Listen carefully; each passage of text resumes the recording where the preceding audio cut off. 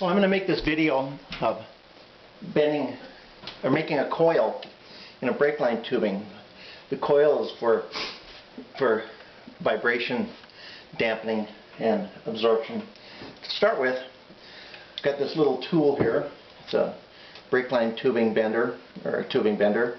It's got a center die that's got this particular die. I've got two dies. This one is 1/4 inch this direction and 3/16. If I flip it over, I take the nut off, flip it over, tighten the nut back up. What I want to do first is take my liquid wrench dry lube here, just lightly spray a little lubrication on the center die because the brake line tends to stick there. Okay, first off, I'm going to put a 90-degree bend in the tubing, a few inches from the end. And the reason I'm doing this is that this is where it's going to, this is where you would have the fitting. It's not flared yet, obviously. You'd have the fitting that goes into that brake line master cylinder, and you're going to want another bend here. So give yourself enough room. So I'm going to put bend there, 90-degree bend. Nice little 90-degree bend. Remove that. Okay. Now I'm going to put another 90-degree bend in it, just up from it. But I'm going to turn that one, turn the tubing 90 degrees up. Okay, so I have a 90 one way and then a 90 the other direction. Okay, so there we go.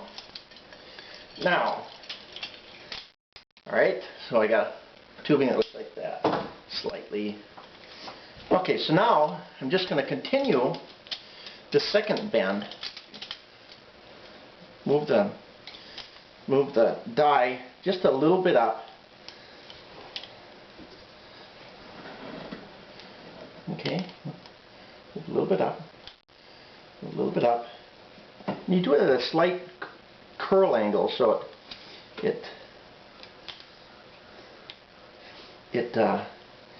can get the tool out there later on.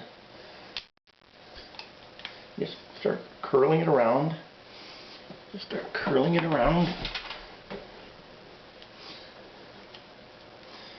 Moving up. I guess I thought it would be about 1/2 inch, but it's probably closer to 3/4 of an inch.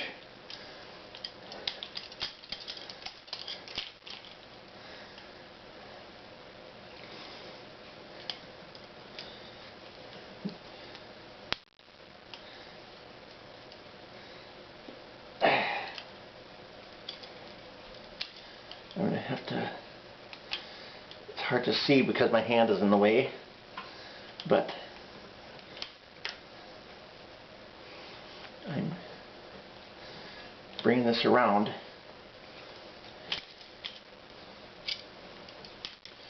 This is an old piece of tubing that's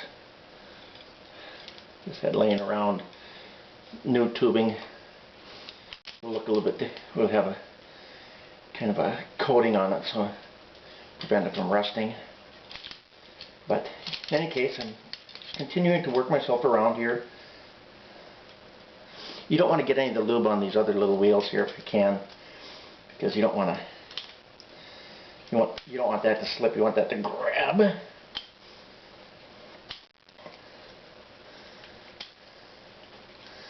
Continuing to work my way around.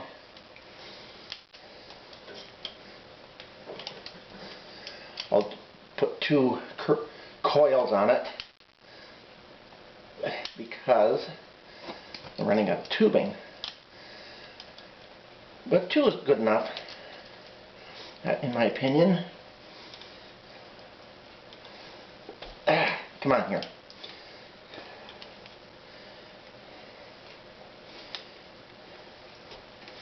Of course, you know it never works right when you're trying to demonstrate something.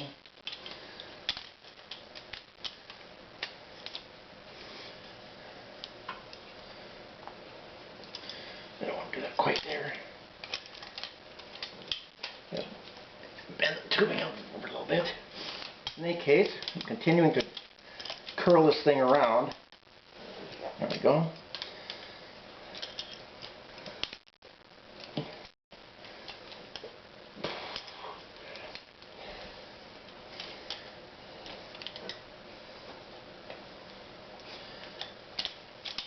Now when you get to the end, you're going to want to bend this back up. So slide this forming die right underneath there, and you're going to bend it back up 90 degrees the other direction. So you have a coil there, and there you have it. Not perfect, but it looks a little bit more professional than bending it by hand. Anyway, that's how I did that. Then I would probably put a bend here and then put my fitting on, do the flaring. Quick word on flaring tools. Cheap is cheap. I bought a real good one from Craftsman.